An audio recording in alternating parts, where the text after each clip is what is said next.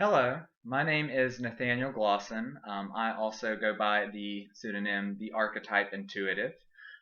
And I am wanting to talk about some things that I have been contemplating.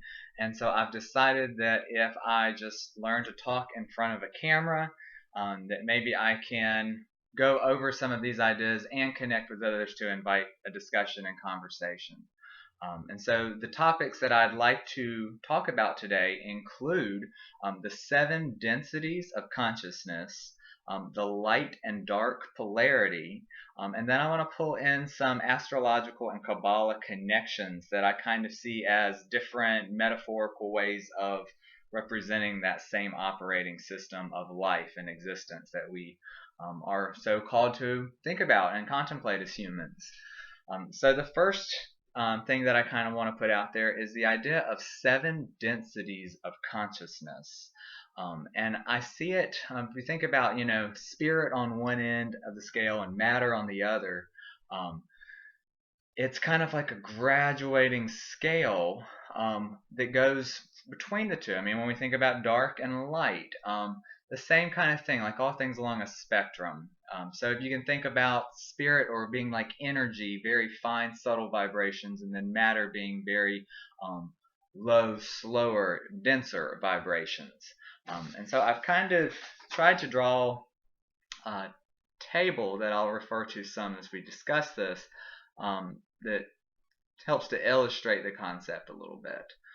So I see and I have been hearing and reading and assimilating a lot about seven density layers. And so I just want to attempt to go over them because I have found them to be rather interesting, to say the least. So if you can think about the building blocks of matter, all molecules, atoms, rocks, elements, that is going to be the first dimension. And you got to remember, these are all awarenesses. This is a scale of consciousness. So very dense, consciousness, and very total consciousness, very, subtle, but ultimate. And then down here is very gross or, hard, finite. So at that level, rocks as crystal formations, they grow.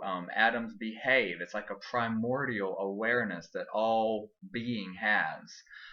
And so they are just kind of growing in one way. Everything is patterning and recreates, is kind of unfolding along set guidelines or structures according to each kind of material that something is in this first dimension.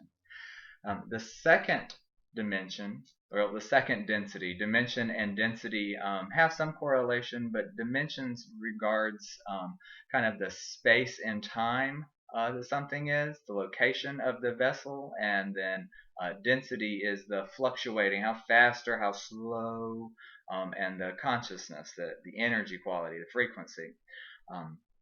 So at the 2D level, you have things like plants, and then it goes up from plants to bacteria to fungi to insects to reptiles to, it goes in mammals. It's the realm of life that is two-dimensional, is animated life. Plants are animated, they move, they are seeking light, and so they also, move the light and the plant moves. That's different than a rock, that the rock is growing and it's a core, it's just unfolding as of responding. And this second density is where you kind of get a dual split of pain and pleasure. So animals at this level are seeking pleasure, avoiding pain, eating to survive, moving towards good and moving away from bad. All things related to sexual pairs, all of that binary code, second dimensional life that's animated begins there. Goes up the scale to the third density of life, which is human, which we all partake of. At the third density, you have still got it's like you're building on it. You still have, everything's made of matter, and then the two-dimensional animal binary component is there, and then the third dimension adds self-awareness. We are aware of ourselves in time. We are aware of an I. We are aware of our mortality. We have this we have a self-awareness that the other animals, plants, etc., don't exhibit. We have choice, we have right and wrong, and we have the ability to conceive, to conceptualize ideas, and then work them. So there's this choice factor of mind in the third density. Fourth density is less finite than human, and so we're getting into more abstract things at this point. The fourth density is where all the concepts that come under like aliens and non-physical beings and angels and demons and all of that kind of stuff, those phenomena, things that are quasi-physical, but they can move throughout time, and there's a energetic quality that can be projected into physical, but it can maneuver more in this realm of time in the fourth dimension, whereas we are kind of linearly in it, choosing this or that, right or wrong, according to experience. So fourth dimensional is kind of a higher level of playing that game of physicality and drama, but with a lighter tone. It's more energetic. The fifth density is kind of like the peak of individuality. It is the perfected self. It's kind of also where it's where when you die, going to the fifth density is what I have heard is the case, and it's like a waiting room before you are reincarnated into whatever density you are best positioned for. But then if you are a fifth density being, it tends to be kind of like a contemplative zone of an individuality. I see it like the higher guardian, the holy guardian angel, the higher self, this ultimate individualized kind of just contemplative eye that kind of perfects its wisdom of individualization at this fifth density before going to a sixth density, which is where you collectivize and you lose individuality in favor of collective unity, part of something larger, groups. And I think of choirs of angels, groups of the hierarchy, different archetypal composites at the sixth density. The fifth density is the fifth density, also to distinguish from the fourth density, is completely outside of space and time. Fourth density can move about in time. Fifth density is kind of observing outside of that. It's like the consciousness in the womb gestating, if you will. And then, of course, moving back up to the sixth density, the choirs, the groups, eventually they are absorbing and merging with seventh density, which is totality. That is consciousness, that is creator, that is source. That's conscious awareness of the whole, at the level of the whole. So you have this kind of cascading effect. Now, if you look at my picture, you can tell that there are some different colors and some differences I want to get to in a minute, but let me roll back through these densities without talking about differences at each level quite yet. So let's see. Again, at the first density, it is matter and the fundamental elemental building blocks, the material, the non-animated rock-like just element. They are primordial awareness of being that is. Second density is plants and animals and things that are animated that move toward the light, toward life, sustaining and away from pain, away from deprivation. There's this split, this duality of seeking. So animals and plants are movement toward a direction. And so that's where you get that first good and bad. If it hurts, it's bad. If it grows, it's good. Third density, humans. Humans, we are the choice ground of the mind. You can also think about it elementally down here. You have Earth. This second area is going to be, I see, kind of water, and well, could be, but none of this is mind or air. But these are all speculations. The second density, animals, go into the third density, humans. which is self-awareness. The key factor is self-awareness. So when we have like animals down here, we are actually, this is all a graduating thing. So there's, if you think about bacteria and single-celled things are like, very close to being just matter. So it's like it starts to individualize or to, animate at a point, and then pets and 2D forms in animals that we imbue with a self-awareness are what we begin transitioning and teaching, and they begin to become self-aware toward what third density is, the third density consciousness of self-awareness. And that lends itself to choice and right and wrong and ethics and awareness of ourselves and others in this context of ethics and choice. We have a level of choice again at this third density, which is what it's a polarization point. And after this fourth level is about love. It's like an intensification of you're aware, and after you reach a certain level of awareness, you are pedal to the metal with that awareness. You are accumulating and growing in awareness, in this fourth dimension. You're loving it and you're intensifying it.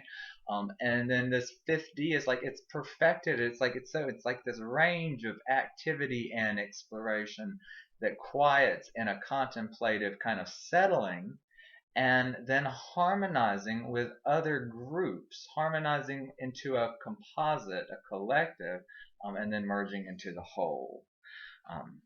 So again, this is that 7-layer dip of consciousness with, rudimentary consciousness, plant-animal consciousness, human consciousness, quasi-human consciousness. It's weird. I mean, this is an area that we're going to get aliens, spirit guides, all of that phenomenon in that, up into a higher self, perfected individualization, and then groups, hierarchy, angel choirs, and then God source. So now I want to get a little bit into the whole light and dark polarity of it all. And one way that I have seen and heard this explored that I've enjoyed is service to self and service to others. And that's according to the law of one material from Ra, the Cassiopeans. So that concept has done a really good job of explaining a fundamental split at some point that we can acknowledge. We talk about light and dark and good and bad and all these dualities. Okay, so service. So at a level, just this concept of service to self and service to others is very blended in the first and second dimension. And in the third dimension, our human dimension, is where choice and aligning more with one or the other becomes. As in the fourth dimension, they are split and doing their thing. Into the fifth dimension, where one path extinguishes while the other finishes the race, so to speak. And so it's just very interesting to think about this, because it's like the whole idea of service to self and this darkness is kind of an illusion. It's like that we've made up. So there's like this delusional futility to it if you look at it in the whole picture. But it's out there and it's an option and it's a learning thing. It's like it's a friction in the system that, I don't know, it like has its place, but it's a journey we do. But the idea of service to self and service to others can be thought about in a couple different ways. And so I do see, pigeonholing the light and the dark, and that's one way of getting at it. But think about just 2 ways for something to survive. You have this is a really rudimentary picture, but so you have source energy, and from that source energy, a service to self individual is being fed by that source energy and pulling from that source energy, and also eating other things, so to speak. And then a service to others individual is returning and merging with source and merging with any others on the way to source. So I like to think of source, or it's like the sun, and we are all beings are like rays of light off of that sun.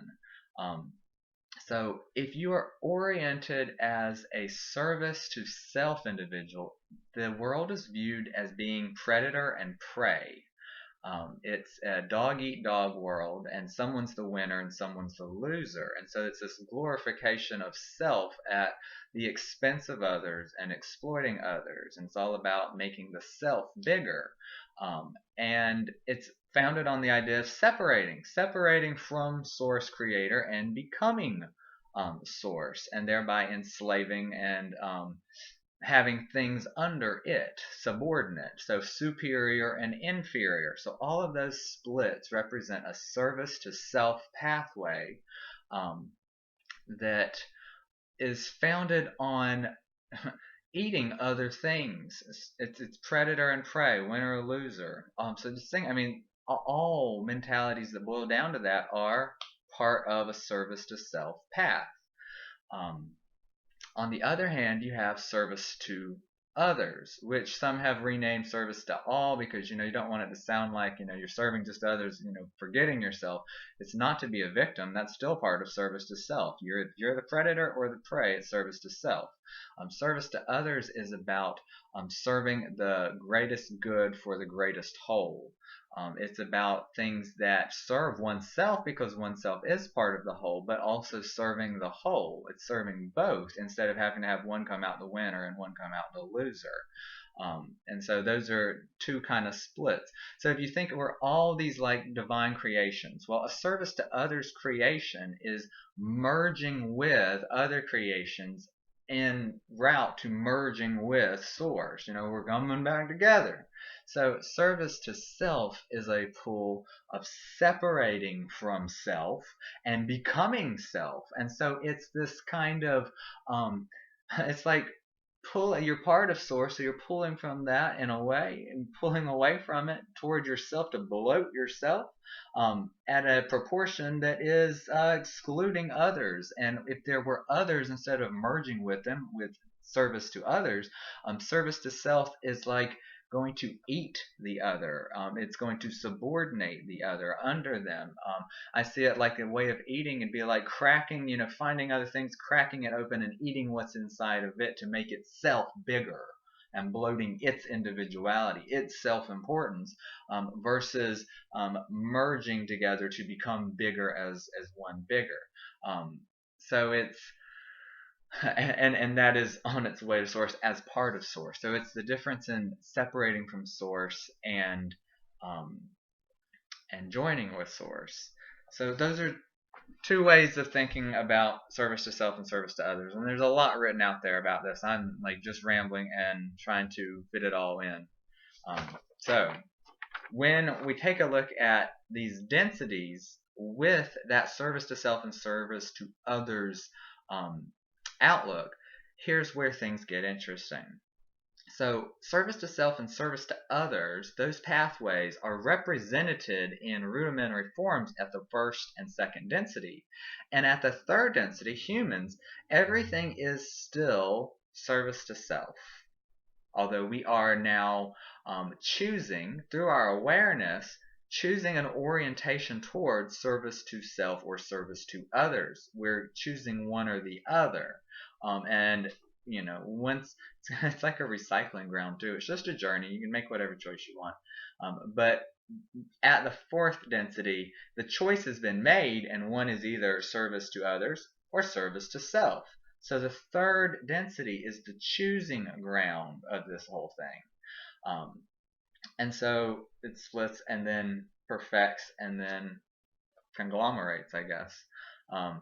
But the service to self and service to other, if you think about the angels could really, like archangels be over here, but like spirit guides and alien messages and channeled information from higher densities. That's all this fourth D information.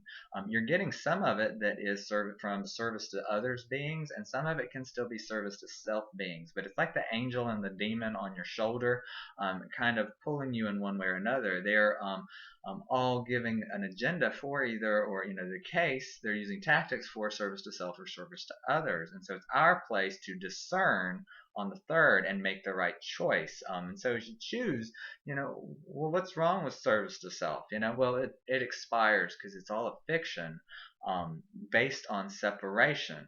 So as you get up to, this fourth D level is, hope I'm not skipping around too much. Once you've made that choice, and so you have either your bad aliens and your good aliens, or your angelic guides and your demonic things, or whatever, and they accumulate awareness and grow towards a perfected individualization. And so for a fourth D individual of light and that, it's reaching the higher self and that contemplative, kind of outside of time sense of self that is then ready to merge with its higher component. This is a short wavelength, I feel like. The highest point of individualization for service to self is like this idea of service to self. But then to get to the sixth density, it is about joining with others. And the fundamental belief that the service to self path is that the self is it. And that so the idea of unity, which is the idea of the sixth density, it's like it disappears. So this is really like just this ultimate thought form of evil, this ultimate thought form of self, that's like a program that keeps a friction running that four-dimensional or STS, service to self beings kind of glorify and reach for, but it's all like it's like not even there. They're creating it. Like the whole fiction of service to self is an imagining that we do when we have self-importance that bloats us away from this sense of being connected with everything. So back to the third density, you have people, and people, you think about people being good or people being bad. But think about how many people out there think that life is in terms of there being a winner or a loser. And then people that think about coming together and making both people winners. That's the difference between the two mindsets. And as you determine, after so much experience of exonifying the self, eventually that teaches us that we are part of everything. I mean, it's a long, drawn-out process for some, but another thing, I mean, to think about service to self and service to others at these other lower levels. So if you think about angels and demons, light and dark, things that are predatory and things that are benevolent. At the first dimension, you have elements and building blocks like oxygen that are life supporting. They are about, everything together. It's good for all.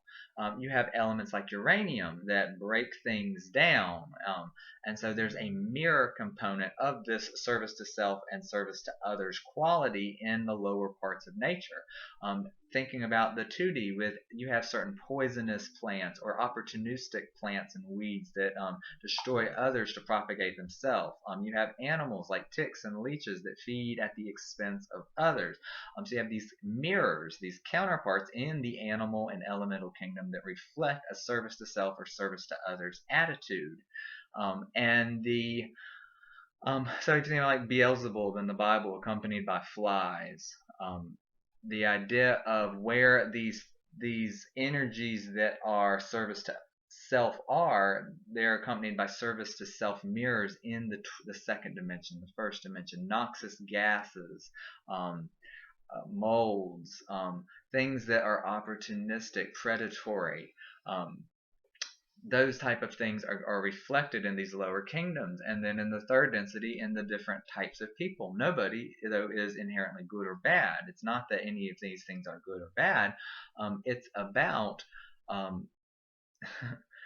that could be oversimplified, but it's about the consciousness and the learning and the continuum.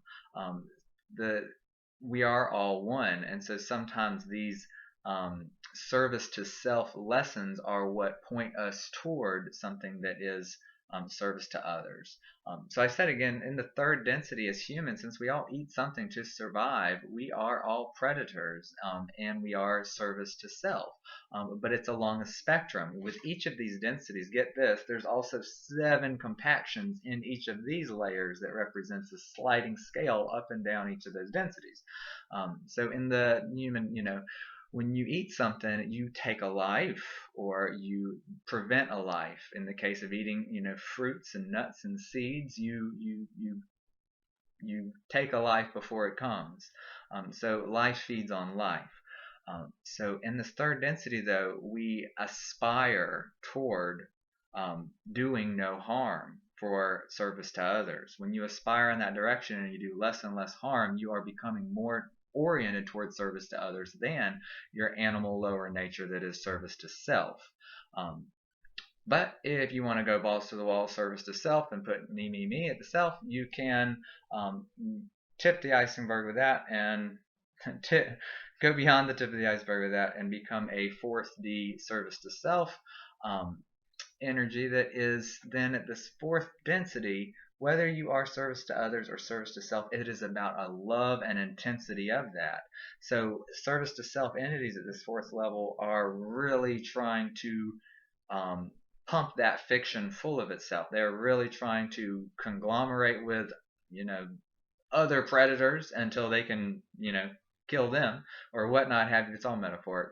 And then enslave others. They want to have prey, things that eat, and that's where you get this weird astral feeding and all this other invisible stuff. But service to others are trying to help include everyone in the whole together, whereas service to self is trying to separate and exclude and create ignorance versus awareness, so that they can feed off of the prey. And so that's the path that this service to self energy is putting balls to the wall in intensity in the 4th dimension, 4th density, whereas the service to others and the whole is really being accentuated with a loving intensity in service to others in the 4th density. And then as that kicks up, then the more awareness, it's all this intensity, it reaches this kind of individualized contemplative point of just like almost outside of it all. It's outside of time. They're still manipulating in time and space and astral and all this on a 4th density. The 5th density is outside. It's like watching, it's observing. And by the way, it gets harder to talk about and really understand these because again, we're down here. So this is abstract. And then so the 6th density is about unity, collectivizing with others in groups and choirs. And then again, I oversimplify that because it's just the totality, it's the source, it's everything together. So with service to self and service to others, one can, as you can see, they can take a selfish stance on things, hurting others, and becoming more aware. You can still bloat yourself full of others to a degree, but once once things get to that 5th density, it's just like an idea. It's like an idea outside of time of friction. It's like a what if against being. It's like anti-being because you can't separate from source, from everything. There's not 2 different things in that sense. And so there is no further growth for it. It expires at a point. So it's got this futility to it. But it takes us a while. Kind of, this is almost like an air cycle of evaporating and condensing. While we figure it out, we can do as many things against others until we figure out through karma and things that it's not helping the whole. Until you learn that you are part of the whole and hurting others hurts yourself, you continue to get lessons to that effect. So that is part of it. I'm gonna take a step aside from that for a little bit and kind of look at it one more time through a couple other operating systems to just kind of give that same information again, the 7 densities of consciousness. If you haven't, if you have any questions or you'd like to talk about any of it, I'm open to the notion. Because again, I'm just figuring stuff out myself, and I'm just sharing some of the things that I found along my way.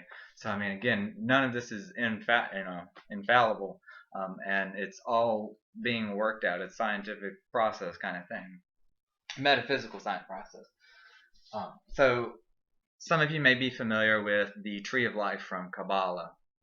And so I'm not saying that these 7 density systems are like made to fit on top of one another and da da da da da, but I do see a way to compare and analogize through metaphor the role of those 7 densities with the Tree of Life and with the astrology wheel, which we'll look at. So if you think about that first dimension of matter, the base of matter, that's going to be Malkuth, the bottom, earth, the output. So I mean, if you're not familiar with Tree of Life, you pretty much have matter, on this end, and then spirit at the top. So again, we have a similarity.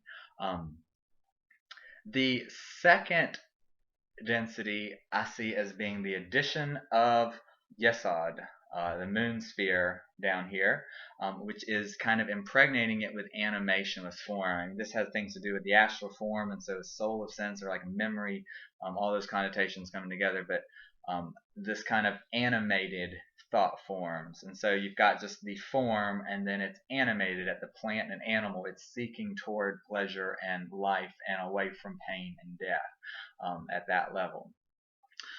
Now, the third and the fourth density, where we are, it's a very important part, because at the human level, it's where that choice is. It's where things polarize towards service to self or service to others. All of it's kind of made together at a point. But we are becoming self-aware, then we either align ourselves consciously with our will, self-awarely, towards a service to self orientation of seeing everything as dog eat dog, and I want to be the winner, while even if something has to lose, or a service to others. We are all one. I win when you win, merging type of thing. And so I include the sun Tiphareth at the top, kind of. It's this point at the top of the third density, and kind of at like the starting point of the fourth density. And so when I look at the pillar of severity and the pillar of mercy, I am equating that with service to self and service to others. If anyone wants to, help me see something more of that or add in, that's great. So at the third density of human, there is I see Mercury as the technique, as the split. It's that he's the trickster. You do what you want, what you want for yourself. It's the technique. All tools and techniques and thoughts and technologies can be used for good or evil. And so Mercury is all about learning both ways, the split. And so we have predator and prey, winner and loser, good and bad. And so it's all about learning and upping the technique on that service to self path, on that third dimension, on that level, that place. Venus, on the others, is representing a third dimension service to others, of balancing and harmonizing and compromising and beautifying with others in that kind of graceful way. And so you've got, again, with this, it's like a hologram in that you have, within each density, you have 7 layers. It's like fractal and holographic.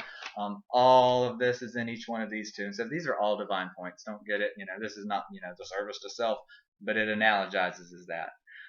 So it's kind of cooperation and then a self component of the mind here.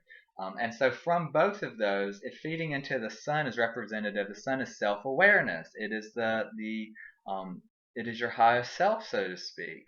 And so from that self-awareness point, one is either aligned, and so one is living within both worlds. The third density world, when we have matter bodies, and then the spirit world. And so, right now we are totally third density. At fourth density, we have access to it all.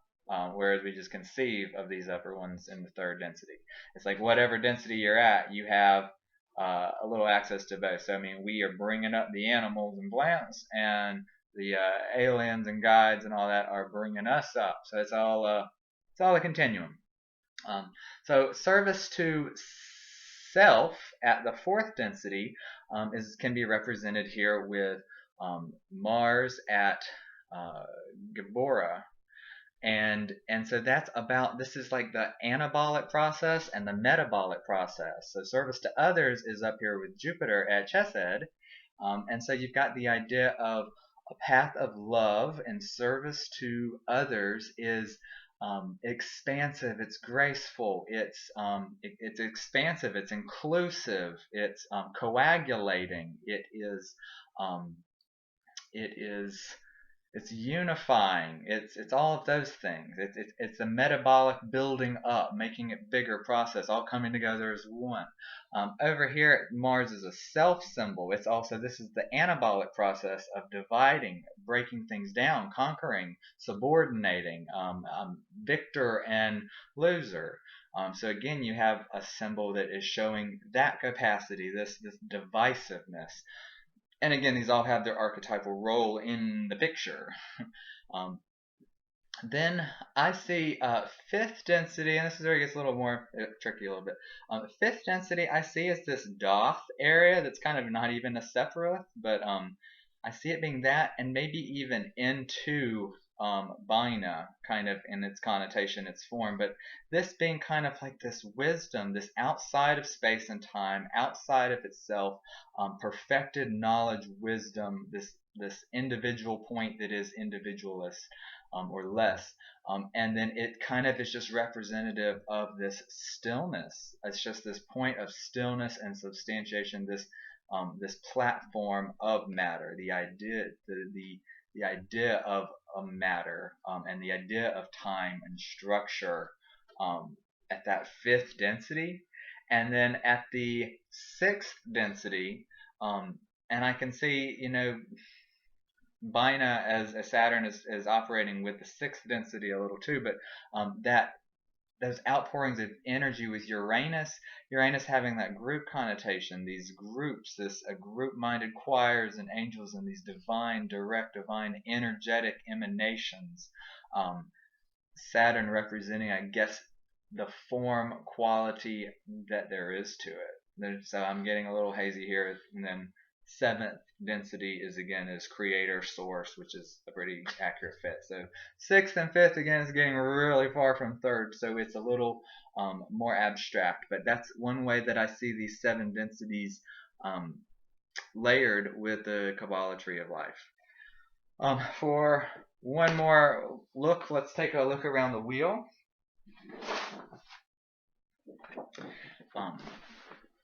And I see the same kind of thing. Like, all these are like different operating systems. They're different symbolisms and systems of metaphysics. And so extrapolating things from one to another kind of works sometimes, and it's a conscious process. So it's all about just learning and looking at different tools.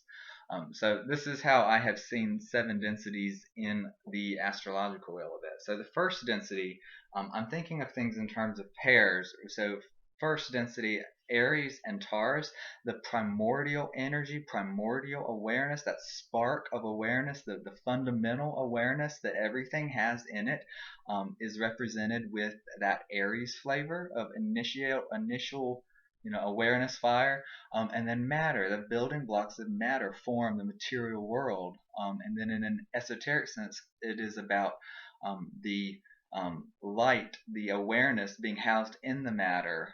So spirit, it's the awareness in the matter at that first density. At the second density, with plants and animals, you have that split into good and bad, pain and pleasure, and so you're learning from that kind of animated state about interacting with others in a way that is self-preservational. The animal kingdom is about nurturing the self-preservational, learning from the this and the that, and protecting and nurturing that self. It's a service to self stage of survival, the second dimension, survival, sex, and eating, and all that stuff. Um, Third density, represented by Leo and Virgo, it represents the human animal. You've got the sun with self-awareness, again, your creativity, your specialness, that self-awareness that humans have, and then the perfection of that identity sense and its perfection. Virgo also stands for the perfection of the personality.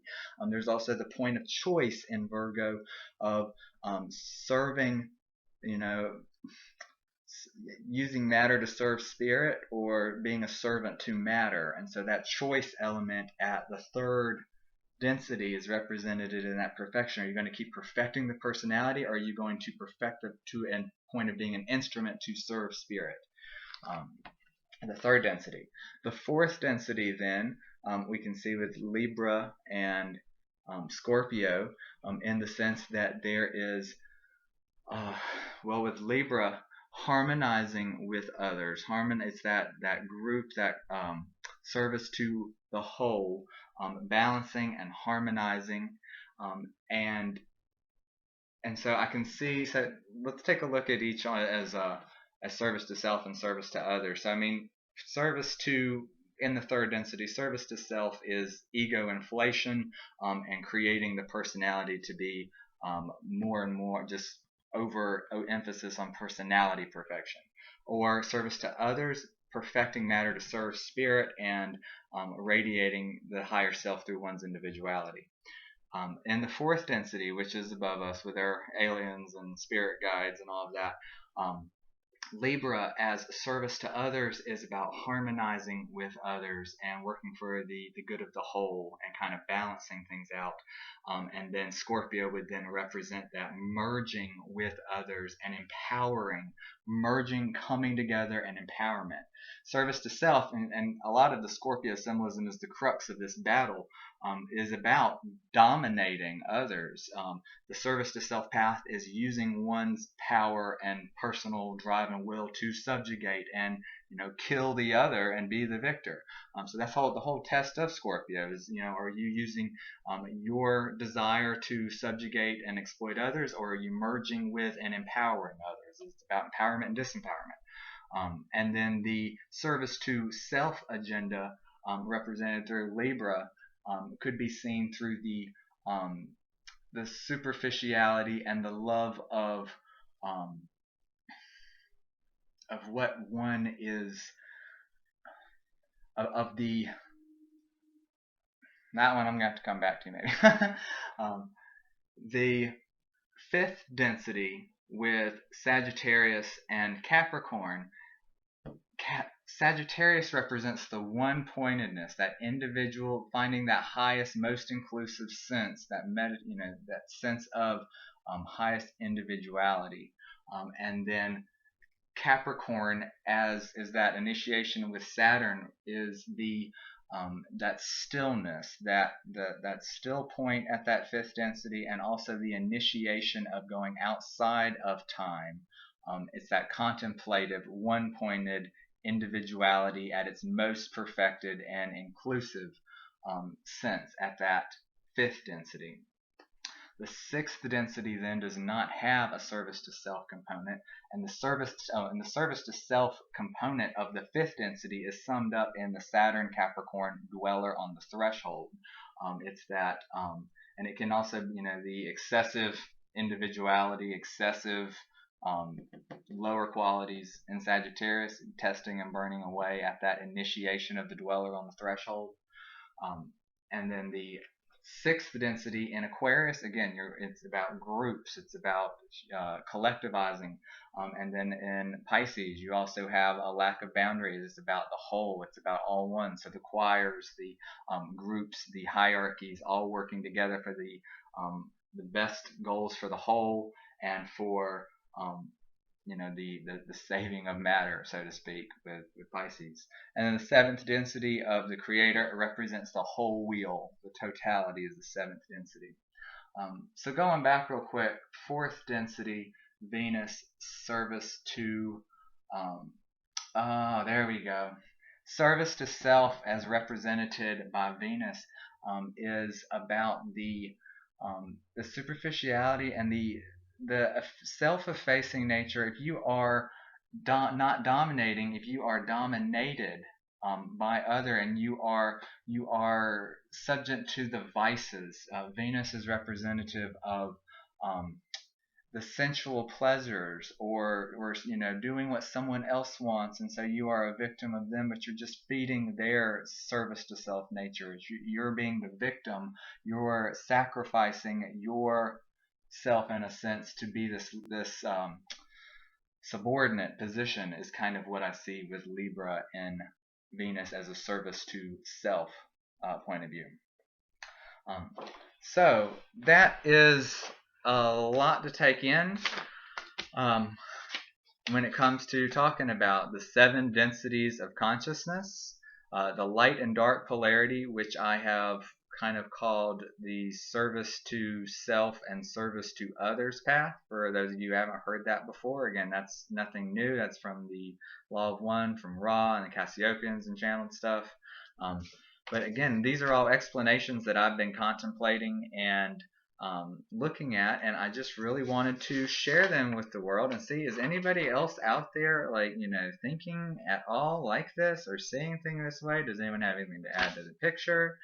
Because I love learning and growing and discovering new things about life and existential affairs, and I love connecting with those who do. So I would really love to hear from anybody that has something to add to this picture and just to share and connect. You can also go and visit my website, which is www.archetypeintuitive.com. There I also do astrological readings and sell some creative goods that I make, just to give myself a little plug. But I'd really love to hear in the comments or from email from anyone that is interested in discussing things like this. I am interested in building a community to discuss this, or plug into a community that is, if there's already one going. But anyway, thank you for tuning in and seeing what everything's about, and I hope you learned something, and I hope that it makes you think. Have a great day.